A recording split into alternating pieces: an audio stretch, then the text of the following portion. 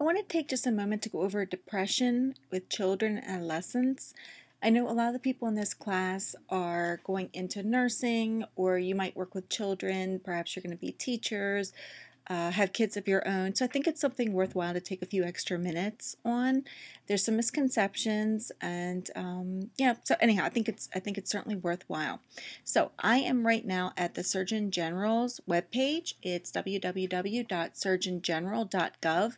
It's an excellent page to go to get some information. So I recommend checking that out if you're interested in reading the full article.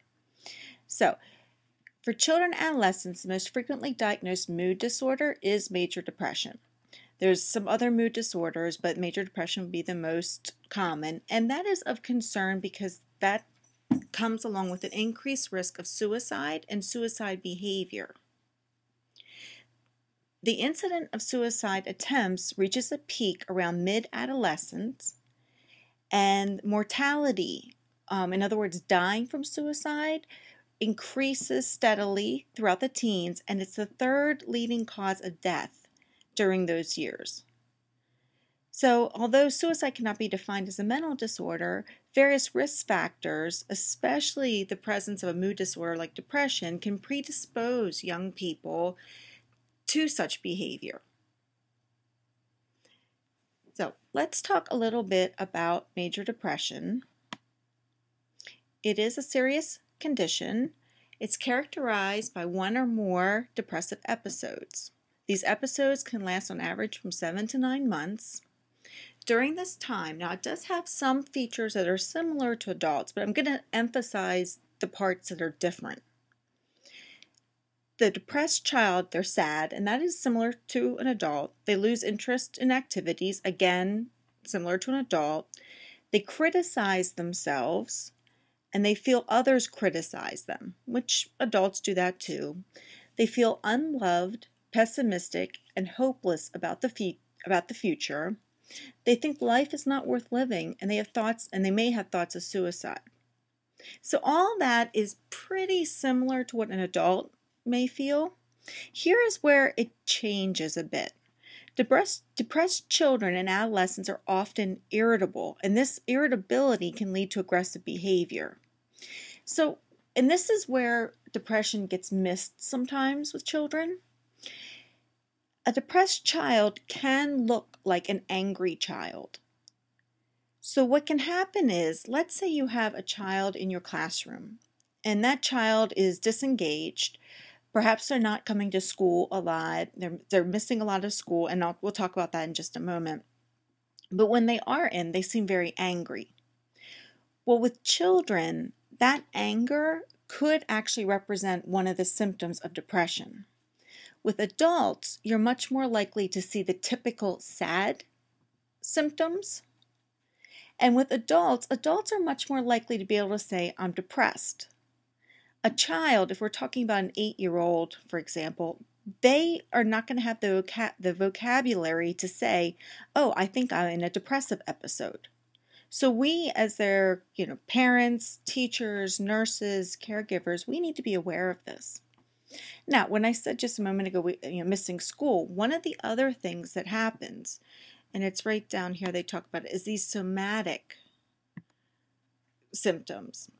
So another thing that we see a lot with children, now adults can have this, but with children, you're going to see a lot of it.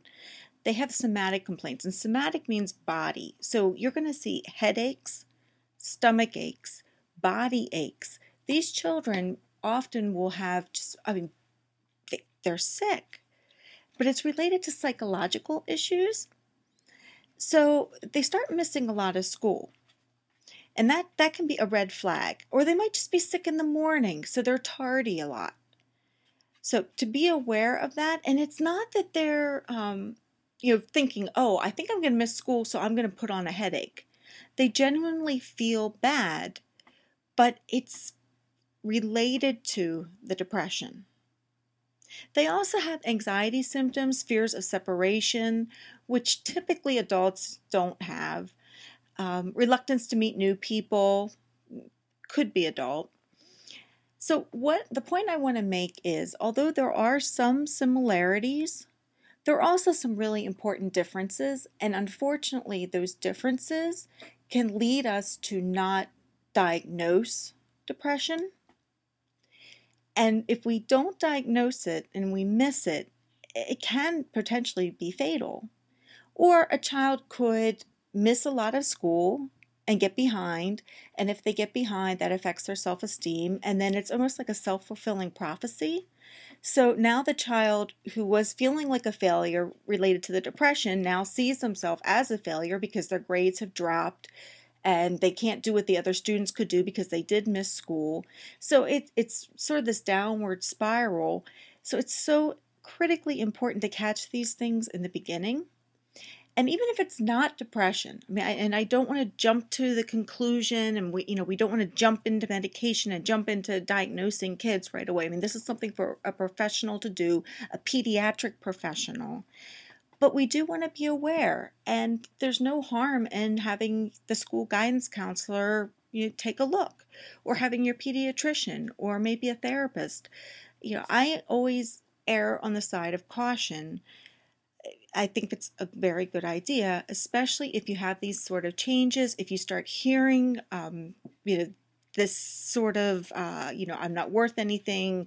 The talk of, you know, the future doesn't hold any hope for me. So here are, this is a very good page to go. And there's a whole lot more information. I mean, there's treatment, interventions, all kinds of information that you can read about. But I did just want to highlight that, and there is a test question also, that there are some differences between childhood and adulthood depression. And I want you to be aware that they are not identical. If you have any questions, feel free to ask me. This is actually one of my specialties, so I would be happy to talk about it. So, thanks for listening.